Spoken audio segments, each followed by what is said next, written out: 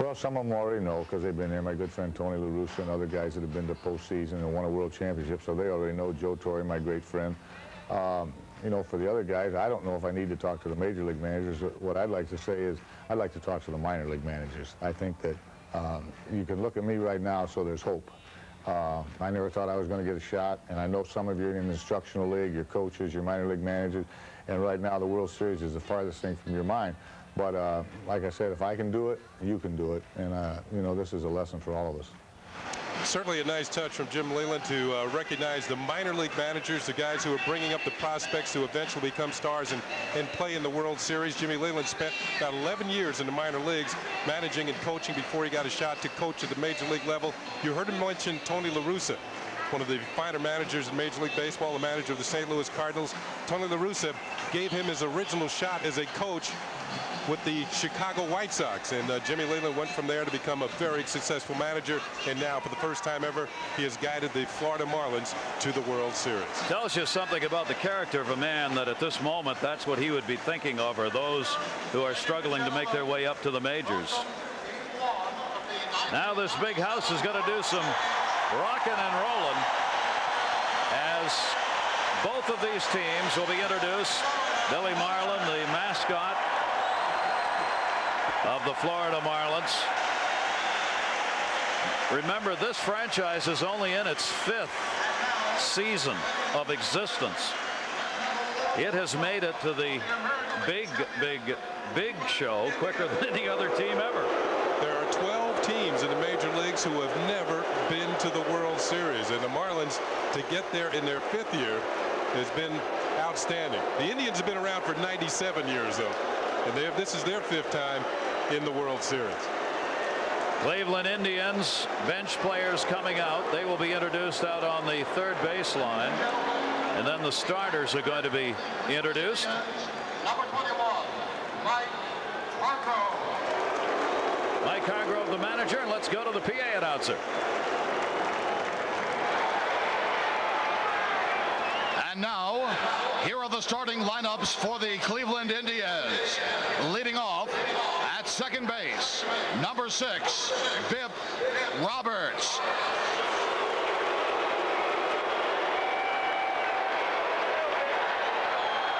Batting second at shortstop, number 13, Omar Vizquel.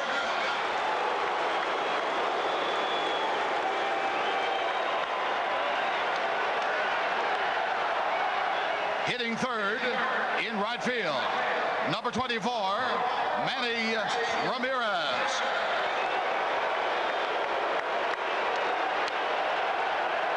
Batting cleanup in left field, number 23, David Justice.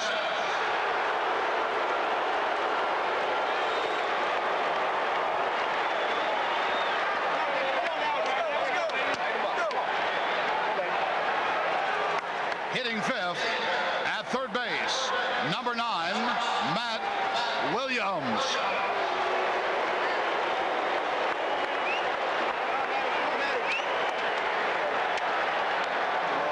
Batting sixth at first base, number 25, Jim Tomei.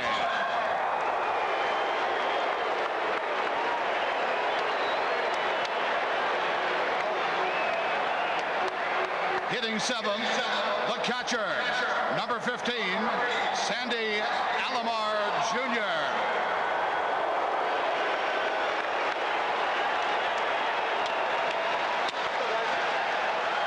Batting eighth in center field, number 17, Marquise Grissom.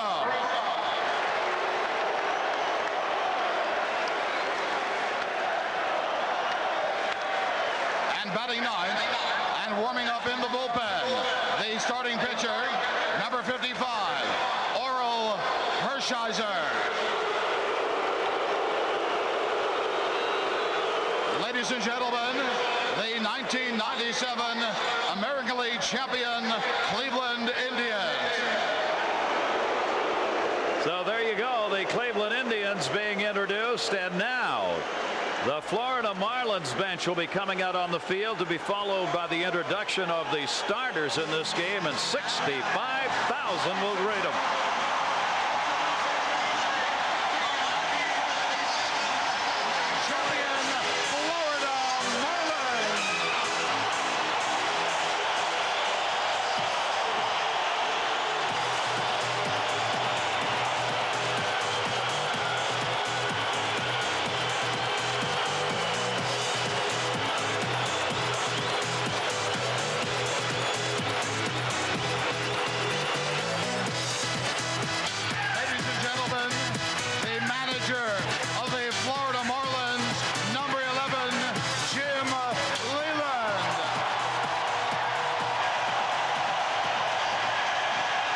His heart's pounding about 1,000,000 miles an hour right now.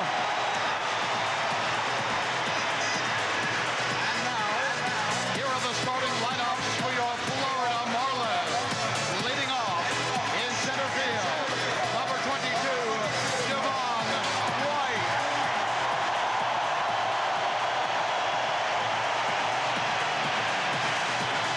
Batting second at shortstop, number 16,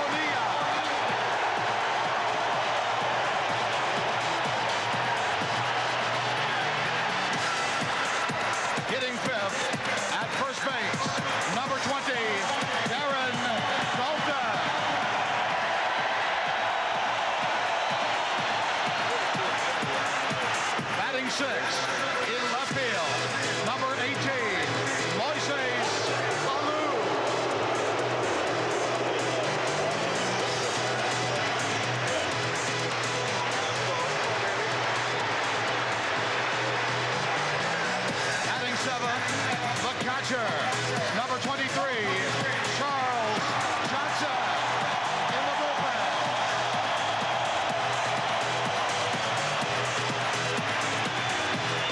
Batting 8th at second base, number 30, Craig Counsell.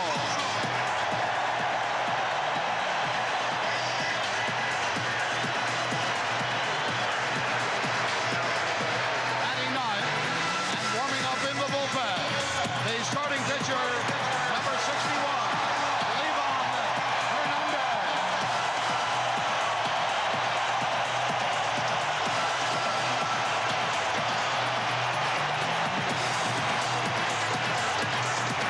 Ladies and gentlemen, your 1997 National League champion, Florida Marlins.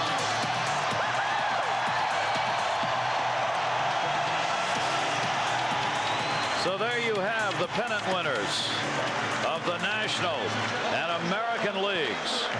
Attention to the third base area. The color guard. Tonight's colors will be presented by the U.S. Coast Guard. U.S. Coast Guard will parade the colors on the third base side. There'll be a flyover here for the first World Series game ever to be played in the state of Florida.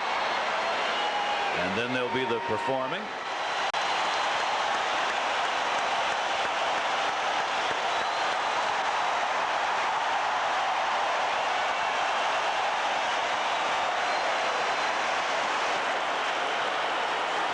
With the national anthem and the big beautiful eagle flying from upstairs.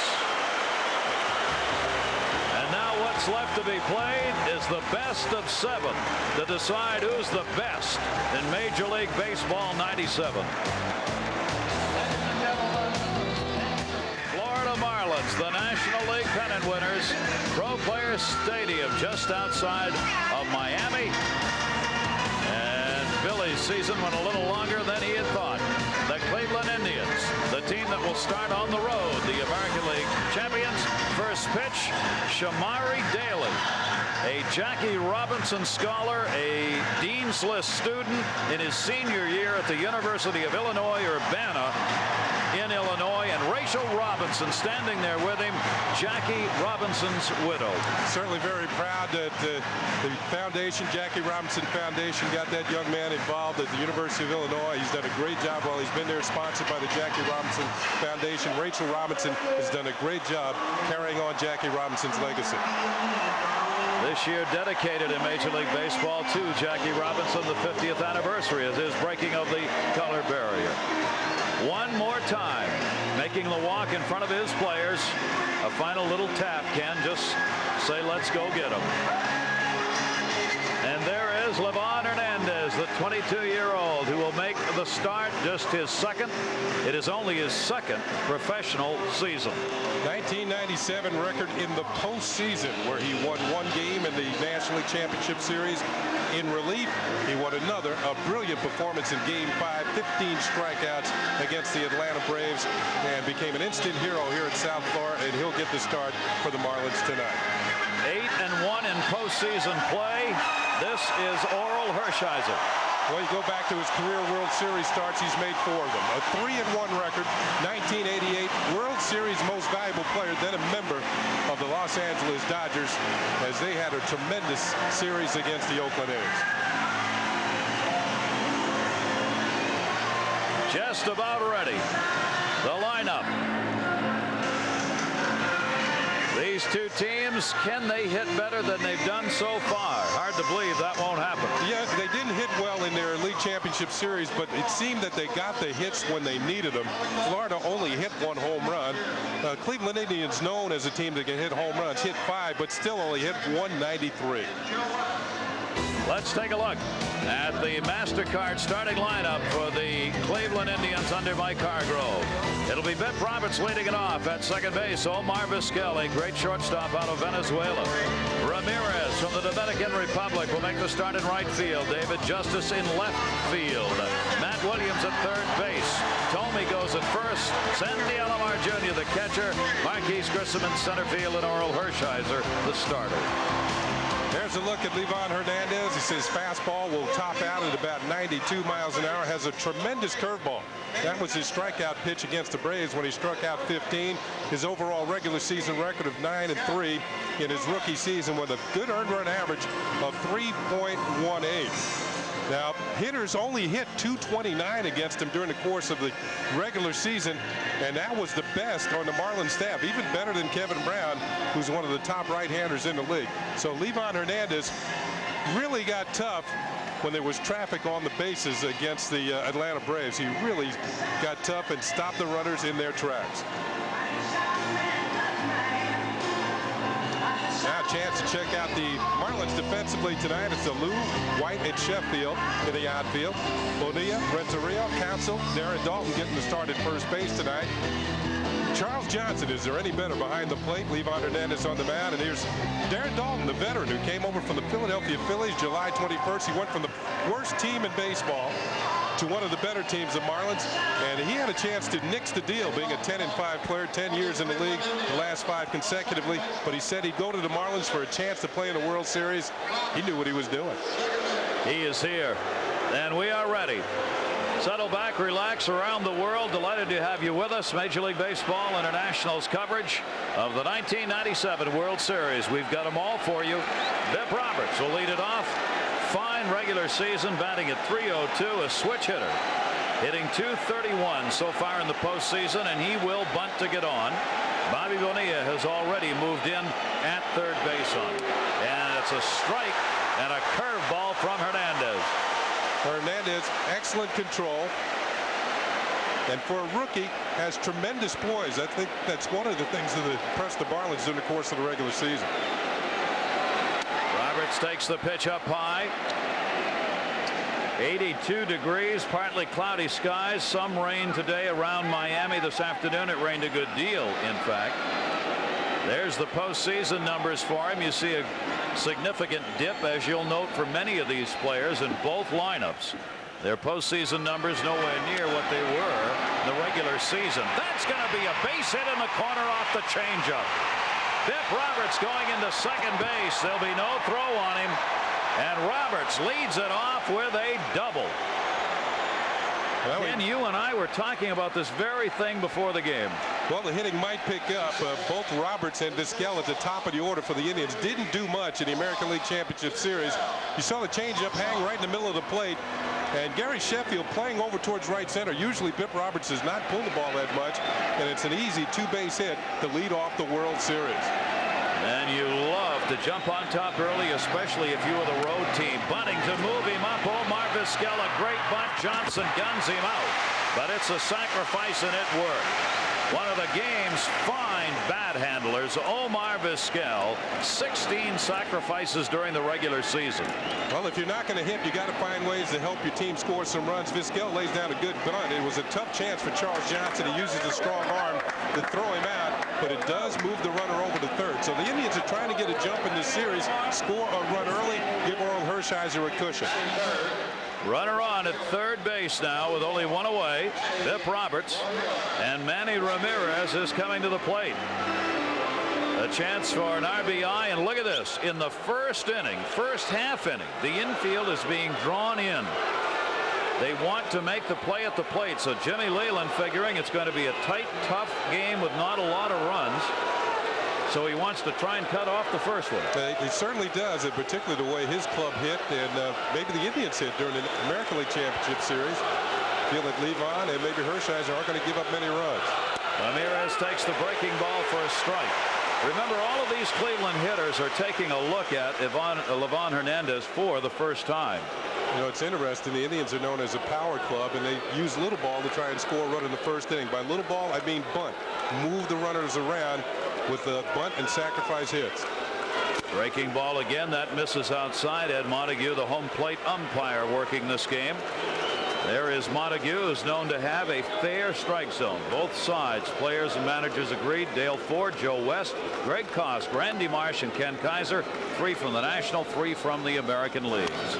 Foul back off the fist, and Hernandez gives a hit on the count, 1-2. Well, you might notice that the umpires are split during this series. They have equal amount of American League and National League umpires. Being this is a National League park, a National League umpire starts off the rotation. There's Randy Marsh, who's umpiring down the left field line. There's Greg Kosk, who is at third base. There's Dale Ford, Kosk and Ford of the American League. Joe West of the National League at second. Infield still in. Ramirez, 1-2 delivery to him, misses outside. 2 balls, 2 strikes. Ramirez did not have a particularly good season getting people home. He hit only .237, a low number with runners in scoring position during the regular season. That explains why he dropped off in the totals of RBIs. He had over 100 2 years ago. This year he only had 88. And he'll take a timeout. In the game that Hernandez pitched and struck out 15, there's no question the strike zone was extremely wide, and the use of his curveball that many thought was sitting outside the strike zone got called strikes.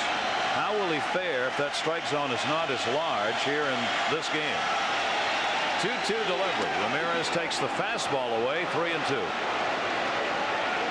And Jimmy Leland saw his rookie right-hander get in trouble in the very first inning against the Braves. First and third, nobody out, and he got out of it without any runs scored because he struck out the next 3 hitters.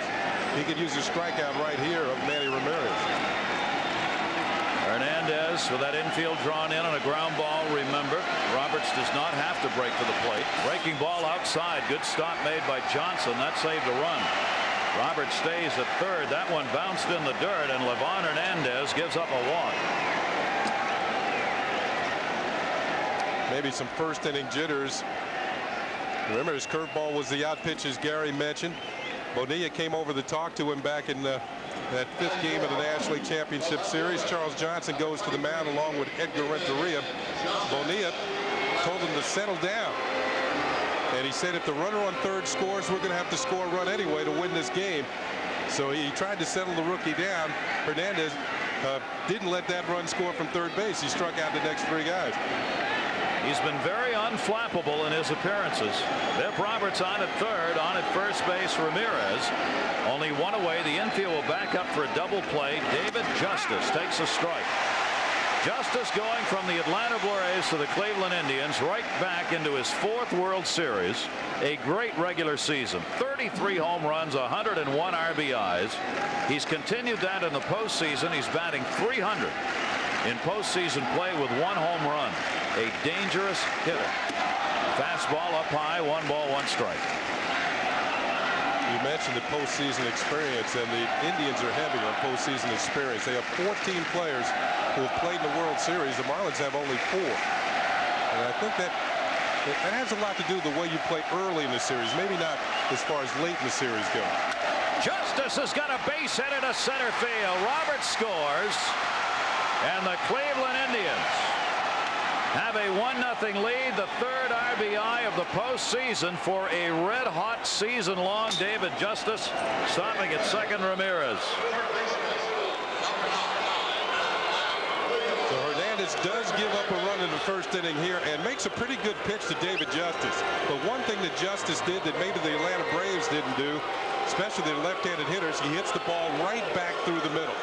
Looked like the Braves are thinking about home run and pulling the ball. David Justice not only can hit for power, he can hit for average. A 1-0 lead and not out of it yet. 2 on and only 1 away. And Matt Williams, another power hitter up there, takes that breaking ball inside. Williams coming from the San Francisco Giants to take over third base for the Cleveland Indians. 32 home runs, 105 RBIs. And Hernandez, for the first time here in the inning, falls behind a hitter on the first pitch, ball 1. The breaking ball catches the outside corner. That great curveball he has. Well, that's an equalizer. If you can spot your curveball, keep it down and away from the right-handed hitters, maybe backdoor it. What I mean by that, down and away to the left-handed hitters, then pop a fastball in good location. Hernandez should be okay tonight. 1-1 delivery on the way. Williams off the fist, popped it up to short. Edgar Renteria. 2 down.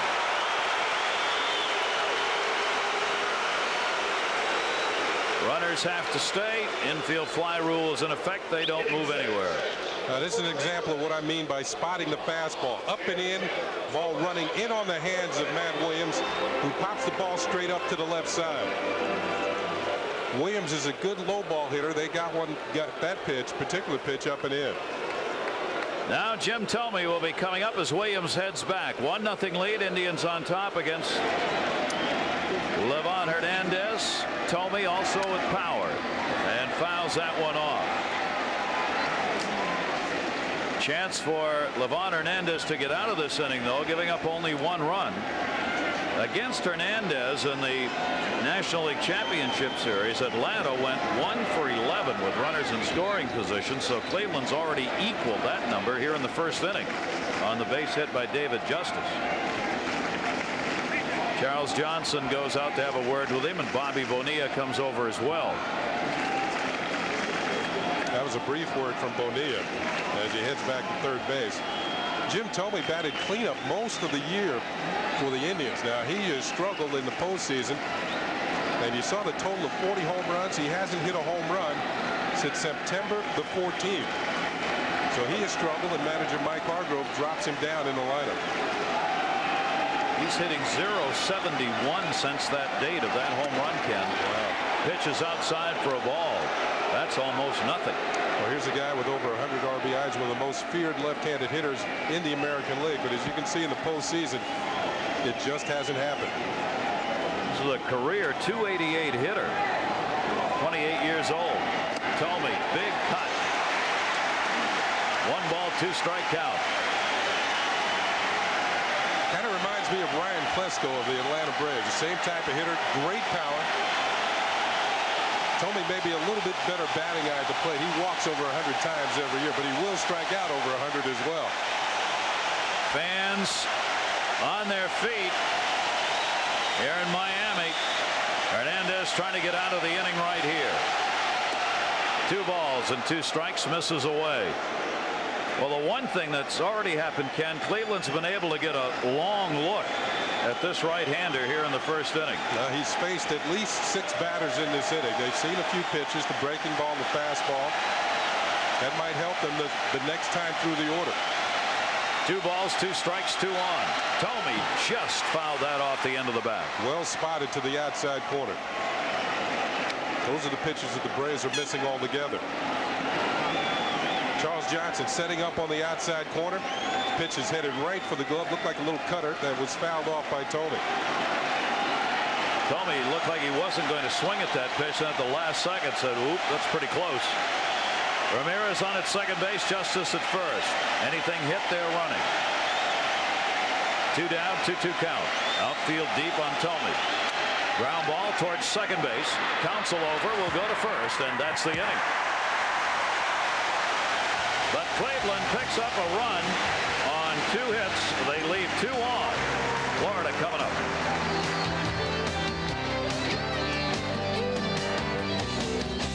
Season is the starting lineup for the Fish under Jimmy Leyland. It'll be White from Jamaica in center field. Edgar Renteria from Colombia at short. Gary Sheffield, Bobby Bonilla, Darren Dalton, Moises Salou. Charles Johnson doing the catching. Greg Counsell makes the start at second base, and Hernandez on a cube of the pitcher. There's a look at the 39-year-old veteran Orel Hershiser. Had a nice talk with him yesterday. He says pressure, no pressure. I've been through this before. 14-6 record during the regular season. One thing to look for from him is a lot of late movement on his fastball. A lot of sinkers, a lot of ground balls if he's working well. Doesn't strike out as many as he used to because he doesn't throw as hard, but certainly can get the ground ball outs when he needs them. Orel Hershiser with a 1-run lead. And Devon White fouls it back. Now, in the case of Hershiser, many of these Marlins have faced him before, because Hershiser, of course, spent years in the National League with the Los Angeles Dodgers. Devon White has faced him and gone 4 for 8 in his career. White, the switch hitter, and a tough leadoff man when he gets on. He can raise havoc on the base paths. Fastball is outside. 1 ball, 1 strike. Another thing for the fans to watch tonight, as far as Hershiser is concerned, Devon White in his 3rd World Series. He played in 1992 and 1993 with the Blue Jays. But the concentration of Hershiser. Down to first base. Take a big hop. Got it. Good play, Thome to Hershiser, covered. And Devon White has got good speed, taken out on a good defensive effort by Thome at first. Thome somewhat underrated as a first baseman. You got to remember he had been the 3rd baseman for the Cleveland Indians for a number of years.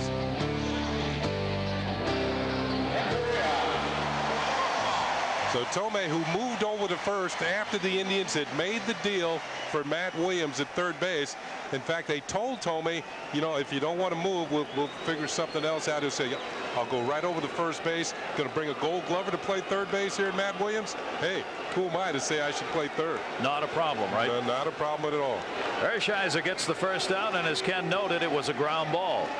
Now Edgar Renteria, the young shortstop, takes the strike. Renteria 7 for 35 in the postseason after his very strong play at shortstop and that .277 average during the regular season. He will take a look at Orel Hershiser for the first time in his young career. 1 down, nobody on. Indians up 1-0. Fastball to right field. Ramirez back. He's got it. And they're at 2 down. Renteria retired.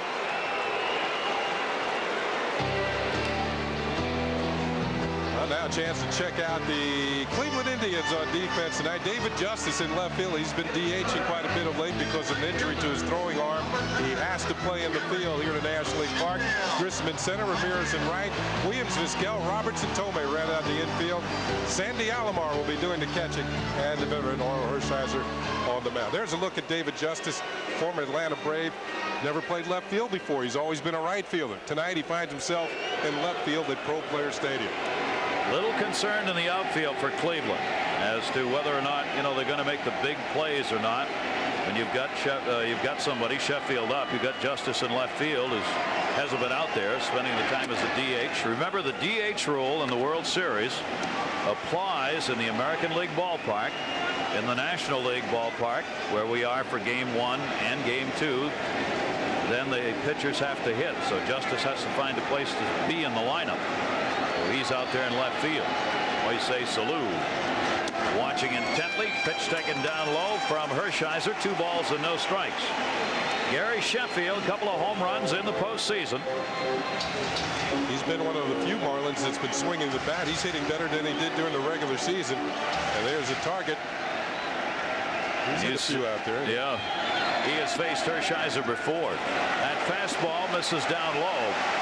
And if anybody is expecting a walk in this game, it'll be Gary Sheffield. He has walked 12 times in the postseason. At least once in every postseason game, he has drawn a base on balls. I think that's a lot of respect for his hitting and his quick bat. And another one, Ken.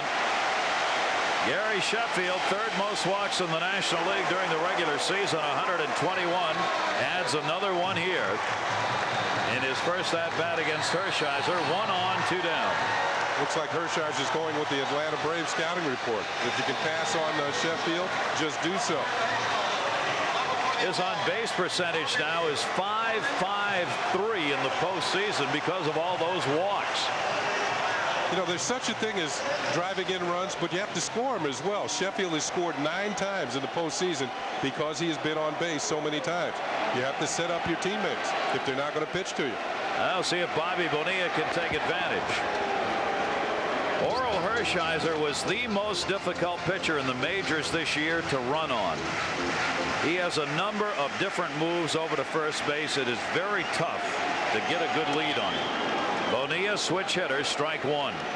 There are those, I'm sure, who would say some of those moves aren't legal over the first base. He's been around a while, knows all the tricks. Plus, he has a good throwing catcher. Everybody's going to talk about Charles Johnson of the Marlins, his ability to throw. Sandy Alomar is a Gold Glove winner behind the plate for the Indians. 2 great catchers in this series. Alomar throws them out at a 29% rate, above the average in Major League Baseball. 31-year-old catcher. Charles Johnson, of course, second best in the majors at 44%. And there's a move, and he just missed. Picking off Sheffield. That lead will be shortened. And did he jam his wrist? I think Sheffield was going. Watch him lead and then have to get back, scramble to get back to the bag. And only the tag by Tomei is the difference here. He was reaching a little bit too far out. If he reaches back towards the bag, he might get him. 1 for 1 in stolen bases in the postseason for Gary Sheffield. And looked like he hurt something there, Ken. Not sure what. He took a long time to get back up. He's already wearing a wrist guard. You can see that on his left hand that protects him when he goes to slide. Now that's the hand he reached for the bag for. Maybe a rib cage. You see him just bend over like he's trying to get loose. 1 ball, 1 strike count, 2 away. And Bonilla takes the pitch down low, 2-1. Let's take a look at the quick move and the quick retreat by Sheffield. He hits the bag and maybe he can just knock the wind out of himself by landing hard in his haste to get back to the bag. Bonilla will top that one foul at home plate, and the count goes to 2 balls and 2 strikes. Good matchup here. Sheffield at first, Bonilla at the plate, Hershiser on the mound. We mentioned Bonilla is a good low ball hitter, and Hershiser, certainly with the sinker, a tremendous low ball pitcher. Bobby Bonilla started out very slow in the postseason and then picked it up. He has been a problem for Orel Hershiser throughout his career. A .295 hitter with 4 home runs off right-hander Orel Hershiser. And he hates walking people. He's got Sheffield on at first. That one popped up third base side. And there'll be no play. Back into the seats. It remains 2-2. Sheffield goes back to first. It was interesting. I talked to Hershiser for a while yesterday. Indians got in here about 7 o'clock to take practice under game conditions. They took practice in the evening, which I think is a good move by Mike Hargrove because they'd never played in this park before. Hershiser mentioned the fact that what he does and what several veteran pitchers will do, they'll watch the hitter swing the bat. That almost dictates to them what the next pitch should be, as opposed to younger pitchers just trying to blow it by the hitter. They'll watch and see how a hitter reacts to a breaking ball, how he swings at a sinker, then he'll go accordingly. 2-2 delivery. Bonilla just got enough to foul it off. makes it very tough to get a read on Orel Hershiser when you are a hitter, when he's making the decision on what he's going to throw you based on the last pitch. Kenny, one of the things hitters do to overcome that is step out on pitchers like that, take longer between pitches, so they tend to maybe lose their focus, forget what the last pitch was and what you were doing with the swing. Here's an example of the Bobby Bonilla being a good low ball hitter. He went right for that. Struck him out. Orel Hershiser gets the K. One walk. Sheffield, he's left on and just barely not picked off.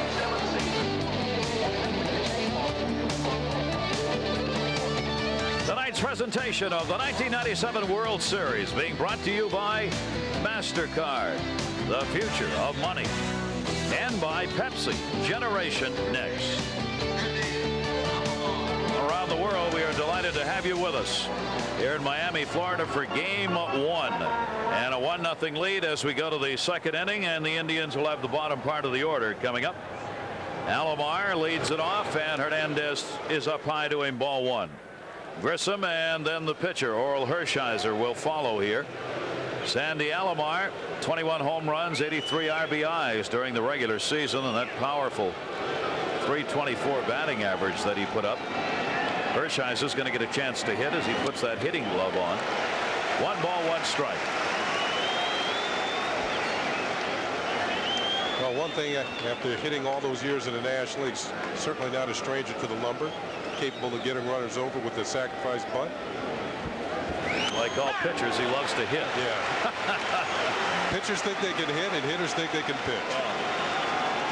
See, Alomar only .209 in the postseason, but did have 3 home runs and 9 RBIs. Ken was talking about earlier, they got some big hits, and he was one of the guys who got them, but not this time. Hernandez in the outside corner gets his first strikeout. Well, after giving up a run in the first inning and facing 6 hitters, let's see how Hernandez fares in the second inning of work in this ball game tonight. Game 1 of the series. There's the first pitch up high. Breaking ball swung on and missed. Right down the middle. Ball and 2 strikes. Call strike 3. Good movement for call strike 3. Marquise Grissom. Every year this time of the month, it's World Series time for Marquise Grissom lately. 3rd World Series he's been in. He goes from Atlanta, World Series last year, the Cleveland, World Series this year. He has hit safely in all 12 World Series games that he has played in. He's the only player to get a hit in each of the first 12, along with Roberto Clemente. They are the only 2. Clemente did it in all 14 World Series games he played in, 1960-71. As a result, Grissom's got a great average in the World Series. Hernandez down low to him. 2 balls and 2 strikes on Marquise Grissom. Grissom also coming off the MVP of the American League Championship Series. Didn't hit very well, but he did hit a big home run in Game 2. A 3-run home run in the 8th inning. It was a game winner over Baltimore. Another one of those key hits. Fouled off. Grissom only 4 for 23 in postseason play, but this one mattered. Game 2, Camden Yards. Armando Benitez with a hanging slider, and this one disappears over the wall in left center, and it couldn't come at a better time for the Cleveland Indians. They won that game 5-4. Tony Fernandez, of course, getting the home run that wrapped up that series for them. It's tough to get home runs off Livan Hernandez, who gave up only 5 during the regular season, especially here with this big yard. 434 to dead center, 330 and 345 down the lines, and deep power alleys. Second deepest center field in the majors. Swung on and got him. 2 strikeouts.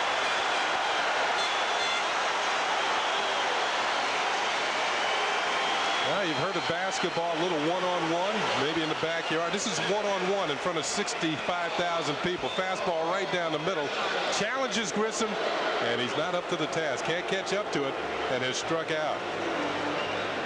2 strikeouts in the game and the inning as Livan Hernandez settles down here.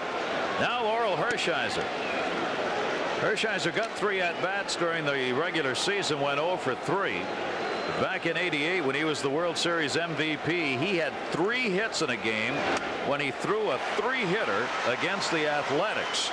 So as Ken said, this is a guy who's been to the plate a lot in the National League and can hit the ball. He had a great '88 World Series. Curveball, but it missed. 2-1. Now what you're seeing here is a matchup of the 3rd youngest pitcher to start Game 1 of the World Series and the 3rd oldest. That is some kind of irony there, isn't it? 16 years and 5 months difference between the two. 2-1 delivered to Hershiser, and he fouls it back into the screen. 2 balls, 2 strikes. Mentioned Hernandez, the youngest, 3rd youngest. Ralph Brankham started for the Brooklyn Dodgers in 1947, and Gary Nolan started for the Reds in 1970 in Game 1. 2-2 delivery, struck him out. Livan Hernandez strikes out the side in the 2nd inning.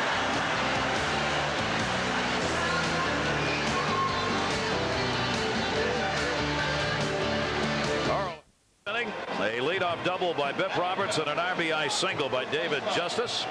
Those of you joining us in Australia, some technical problems there. You're online, and welcome everybody. Game 1 of the '97 World Series here at Pro Players Stadium in Miami, the home of the Marlins. Gary Thorne, Ken Singleton, Julie Croteau on hand with you, and 65,000 the expected attendance here tonight. There aren't many empty seats. Darren Dalton leads it off. Dalton, Alou, and Johnson do up. Orel Hershiser up high, ball 1. Hershiser has faced Dalton many times, both veterans of the wars in the National League. Darren Dalton 8 for 32 with 1 home run off Orel Hershiser in his career. For Dalton, his 2nd appearance in a World Series. He went to the World Series in '93 with the Philadelphia Phillies. Now gets another chance here in his power hitter's career. Hershiser, a 1-1. That view from behind Orel Hershiser, Ken, if you didn't know who was on the mound, you don't have to see his face. If you have that shot right there, there's nobody who stands on the rubber preparing to pitch like Orel Hershiser. And certainly very few that have this type of windup. Watch the leg kick. And that kind of success. Yeah, very distinctive. 2 balls, 2 strikes.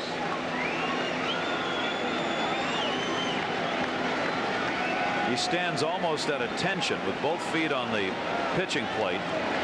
Arms down at the side. Right there. I know of no other pitchers ever looked quite like that. And then gives you that direct stare. Towering fly ball to center field by Dalton, but in the yard. We told you to get it out of here. You got to jam it. Grissom got it, 1 away.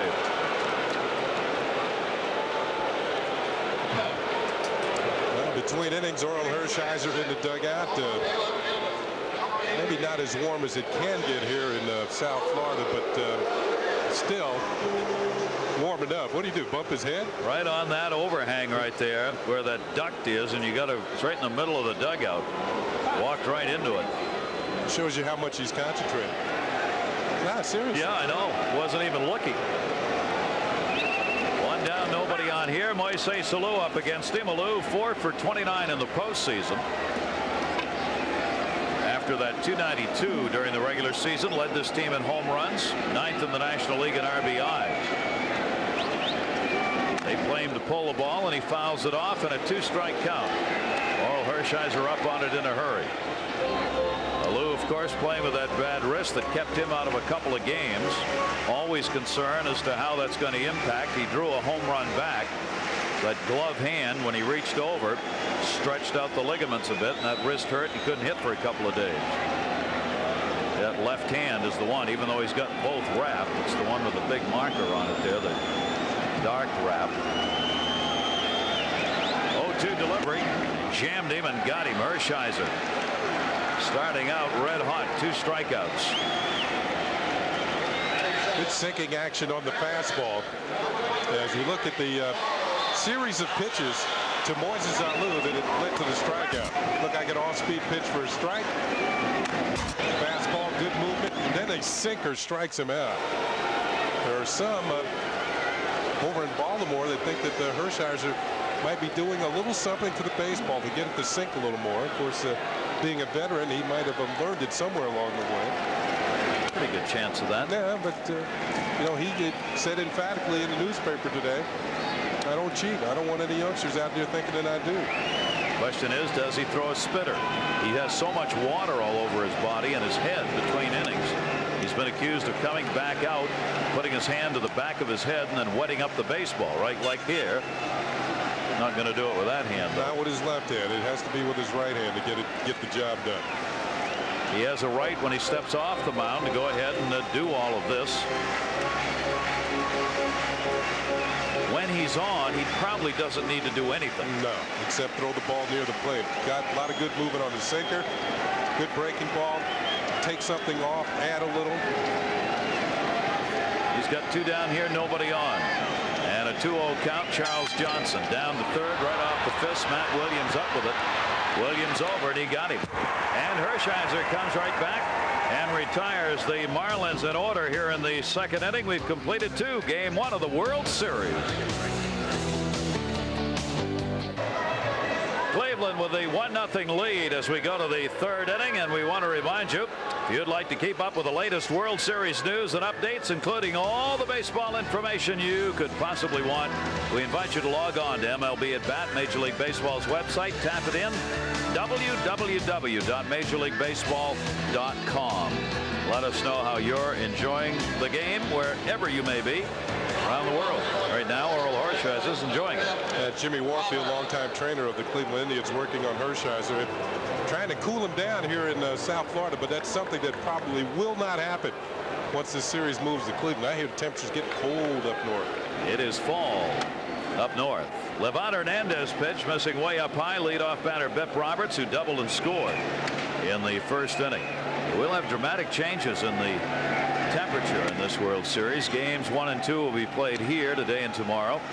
Travel day Monday, and then 3 games in Cleveland. 2 more back here if necessary. Roberts takes the delivery for a strike. 2-1. For fans out there who might be wondering, Bip is not his given name. His name is Leon. Bip was a nickname given to him by one of his uncles when he was a youngster. It's stuck, and he's on. That's a gapper, going for his second double in 2 at-bats. And he's going in again. Devon White got it back in. The ball gets away, but he won't advance.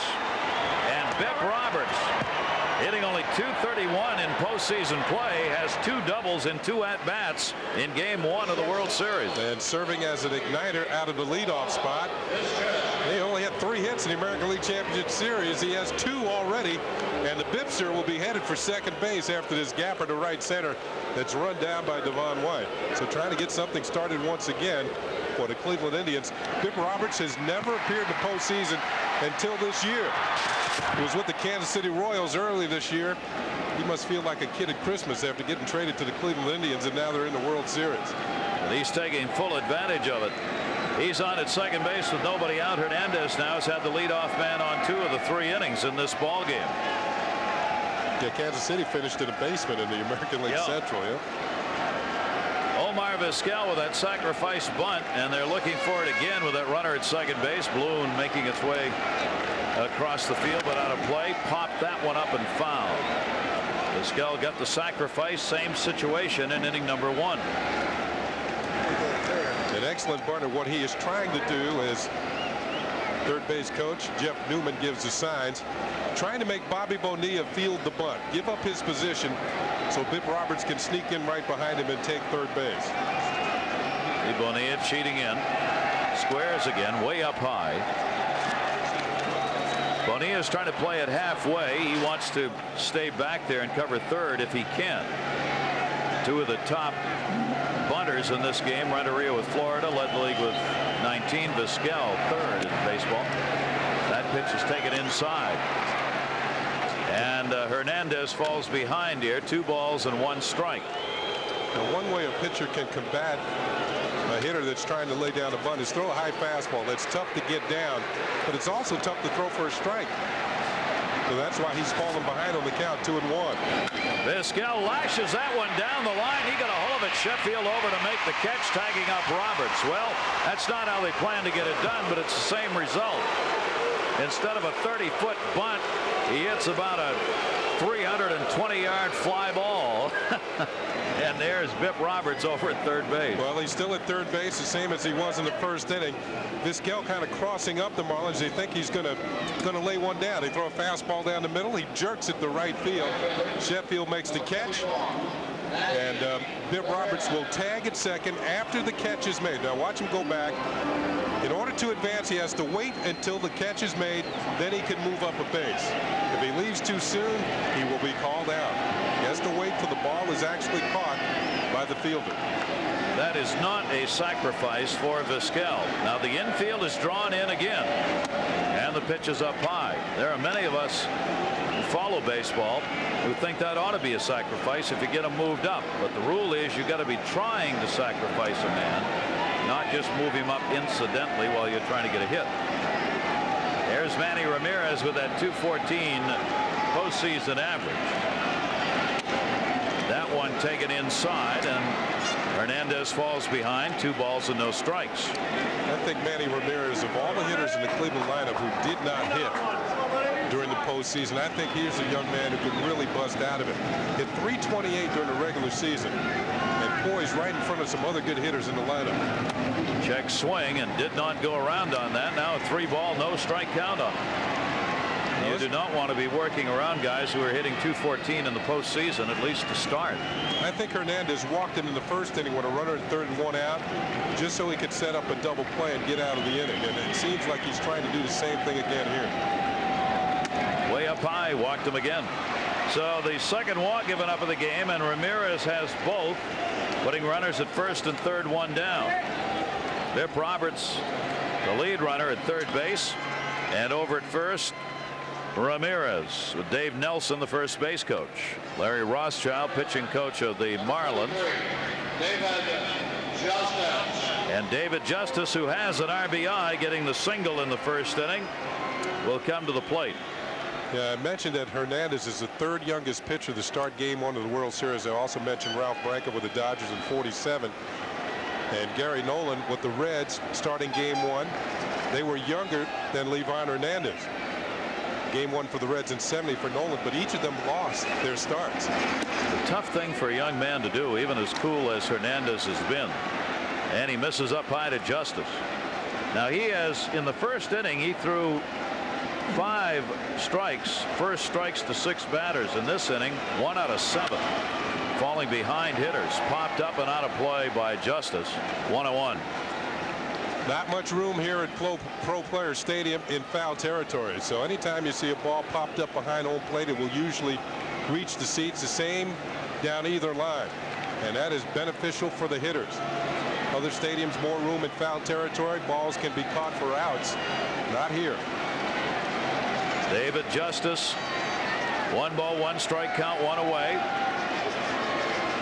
Runners on at first and third. He's a good clutch hitter. And that one off the fist to shallow center field. Hauled in by Alou. Runner tags not going. Ball not deep enough. Dalton cuts off the throw. 2 down.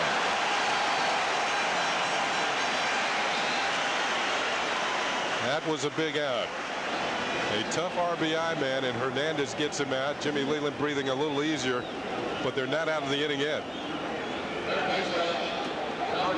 Bip Roberts will tag up at third. Remember what I said about tagging up, but this fly ball is not deep enough for him to advance. It's going to be caught by Moises Alou, the left fielder, who also has a strong arm. So if Bip Roberts would have tried to score it, he would have been doubled up, and the Indians would have been out of the inning. Now the Indians will try for the big 2-out hit. Roberts remains on at third. Ramirez at first, and Matt Williams, power hitter, takes a strike. Williams hit .282 with runners in scoring position during the regular season.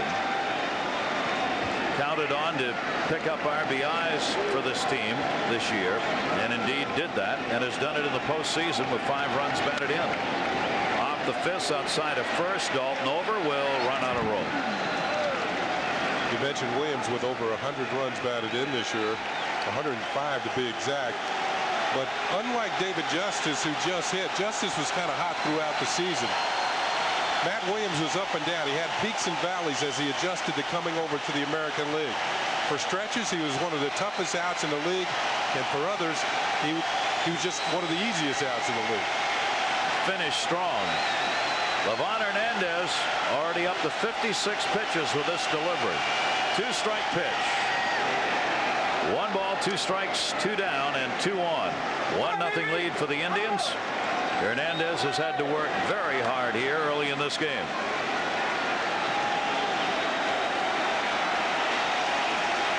And 3 during the regular season. Breaking ball. Did he go? Yes. Struck him out. Hernandez 4 strikeouts. The Indians are now 1 for 6 with runners in scoring position as they have left 4 on base already.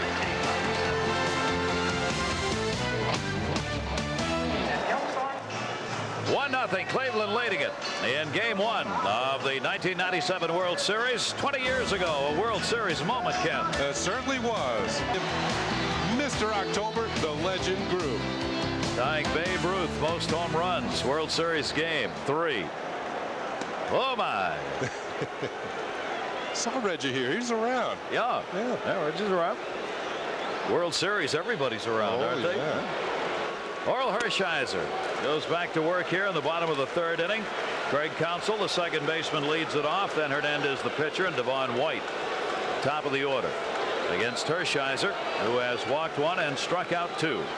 8-1 in postseason play for Orel Hershiser, and an incredible 1.93 earned run average in postseason.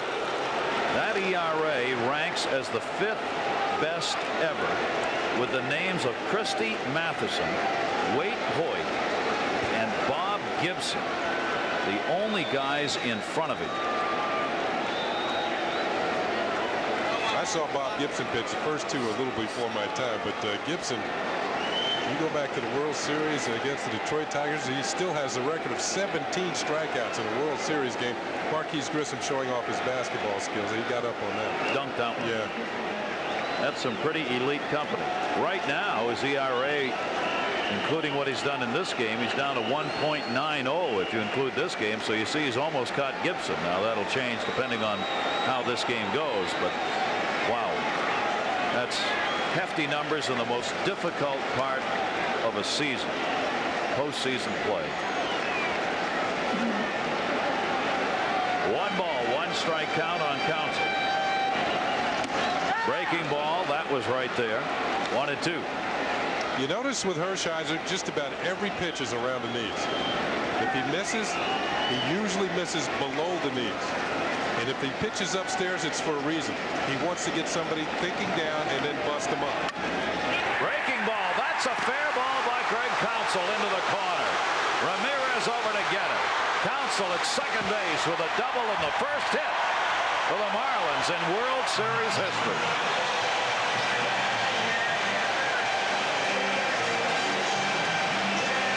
Certainly has to be a special moment for Counsell. Here's a young man who was in the minor leagues in the Colorado Rockies organization more than halfway through the season. Gets traded to the Marlins.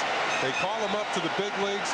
Hit .299 in 62 games, and in his first ever World Series at bat, rips a double down the right field line and gets the Marlins off and running here in the bottom of the 3rd inning. Potential tying run on at second base. Counsell has the baseball taken out of the game. He'll keep it. Second extra base hit in 9 postseason at bats for him, and Livan Hernandez with a chance to help himself out. The opposing pitcher up against Orel Hershiser now. Leadoff man on at second. Everybody's looking for the bunt. He squares and drops it foul. Strike 1. Livan Hernandez did not get a lot of chances at the plate. So handling himself there continues to be a bit of a problem. He has not had. He had no sacrifices. Let me check here. No, he did have 3 during the season. See the bunt, how the first baseman charges. Third baseman Williams drops back to the bag. Vizquel was going over to third to back up, and Biff Roberts, the second baseman, going to cover at first. Dropped it out. Hershiser looked one way, then goes back to first base. Thought about trying to get Counsell, but had no chance. Sacrifice. Quick decision by the veteran on the mound. You might see some younger pitchers just haul off and throw the ball to third, thinking they can get the runner. He would not have gotten Counsell. Pretty good bunt by Hernandez to start out. Watch him get the ball down, kind of deadens it in front of home plate. Hershiser thinking about it. Nah. He's going to go to first base eventually. Nice spin move, though. Faked out the cameraman, didn't he? Wow. Faked me out. I thought he was going to throw it there. Counsell's on at first base. 1-0 game. Cleveland leading. Marlins a chance to tie with Devon White up.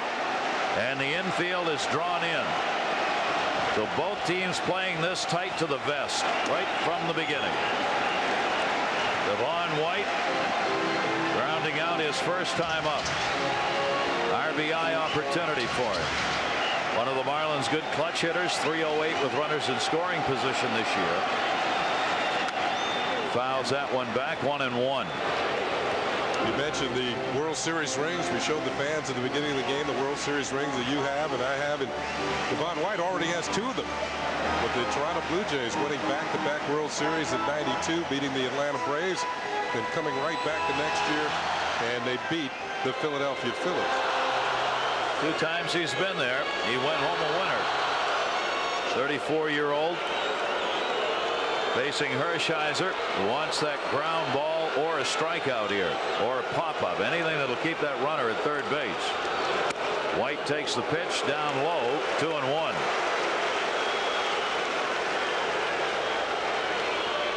Baseball being looked at. Now there's White asking the home plate umpire to check the ball. Target is low and inside. The pitch ends up outside, and I think that's the reason why it wasn't called a strike. That was a closer pitch than it looked.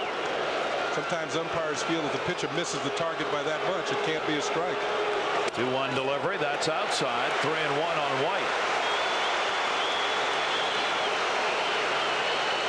Same thing applies here for Hershiser. Once he has fallen behind on the count, if he walks White, it'll put runners at first and third, and once again the double play is in order to get him out of an inning. Devon White takes it outside for a ball. That's the second walk off Hershiser. That is one of those strategic walks. So he wasn't going to give in, throw something down the middle, and let him drive a ball to the outfield for either a hit or a fly ball. Just pass on him, move on to the next guy. With a sinking fastball he's got, he always has the chance to get a double play to get out of an inning, and that's what he wants to do right here. Got Devon White, base runner on at first base. He induced 3 double play grounders in his last start that tied the single game mark in an American League Championship Series set by Scott McGregor, your buddy, back in '79. Yeah, I was playing in that game. Big game pitcher, that Scott McGregor. And the pitch was taken outside. Ball 1. Edgar Renteria flied out his first time up. A youngster from Colombia, just 22 years old. They say in his native country, baseball is popular in the cities along the coast,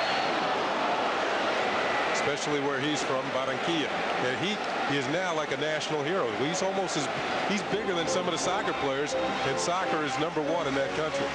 It's interesting that baseball is big on the coast, but the further you get inland in Colombia, baseball loses its popularity and things go to soccer.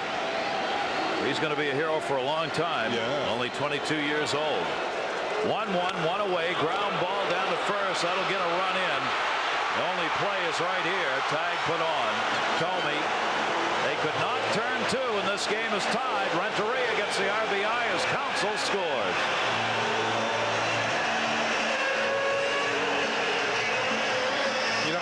That Tomey might have had a play at home plate if he had charged the ball off the end of the bat. He was playing about even with the bat, but he didn't look at home plate. Counsell got a pretty good start, but Tomey never looked at home, and he tags out Renteria for the out. if he charged it aggressively, kind of threw on the run, he might have been able to get the runner at the plate.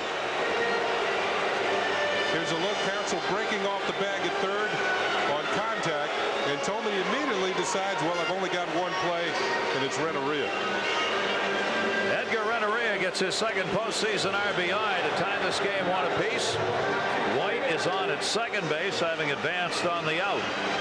And now Gary Sheffield gets the RBI chance. That leadoff double by Counsell produces the run. Strike on the inside corner to Sheffield. 1 run on 1 hit off Hershiser. 1 run on 3 hits off Hernandez. There is Dwight Gooden, New York Yankee pitcher, Tampa Bay resident on hand, and a cousin of Gary Sheffield. Sheffield, a chopper to third. Matt Williams over to Thome at first, and that will do it. But the Marlins get their first ever World Series run off Orel Hershiser here in the 3rd inning. A run on a hit, 1 left on, and game 1 is tied at 1 apiece. Ball game tied 1 apiece. Indians their 5th World Series appearance and the 2nd in the last 3 years. Florida, of course, their 1st in their 5-year history. And this '97 World Series will be continuing tomorrow. Game 2, 7:30. Chad O.J. and Kevin Brown, the scheduled starters. Day off Monday, back to it Tuesday, Wednesday, and Thursday in Cleveland. If necessary, back here in Florida for Game 6 and 7 next Saturday and Sunday. All of those coming your way right here in our coverage. Major League Baseball International. Livan Hernandez going back to work here. Jim Thome, the hitter. As we go to the 4th inning, Thome grounded out his first time up. Sandy Alomar and Marquise Grissom will be coming up.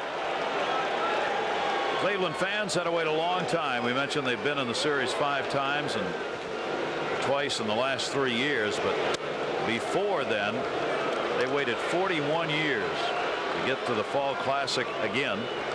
They have gone 48 years since they've won a World Series victory back in 1948. And the pitch is outside. 3-0 now, and Jim Thome. Cleveland is a great baseball city. It always has been. It's a blue-collar steel city historically, being rejuvenated downtown now. Foul back. Their loyalty to their team has been there, even though they've had some awful teams in that city over the past couple of decades. Yeah, but that new stadium has really turned things on. Jacobs Field is just a beauty to behold. We're hoping that a lot of the fans around the world will be watching as the series moves from South Florida to Cleveland. And you want to see some exciting fans. You think they're allowed here in Cleveland. They are deafening. They have less space and much noise. Hauled in by Dalton. Darren Dalton. Thome denied a base hit. Thome, you know, one thing to watch for a hitter to come out of a slump, watch how he actually makes his outs. Now, Thome's been struggling, and I know he feels poorly, but he hit this ball hard. Dalton, who'd been a catcher for most of his career with the Phillies, 9 knee operations, moved him to the outfield and first base. That was about as hot as any pitch he's ever caught as a catcher. Well, nothing you can do there if you're Jim Thome. Just go back, wait for your next at bat. 1 down. Alomar, strikeout victim, his first time up to third. Bobby Bonilla gets the big hop. 2 down.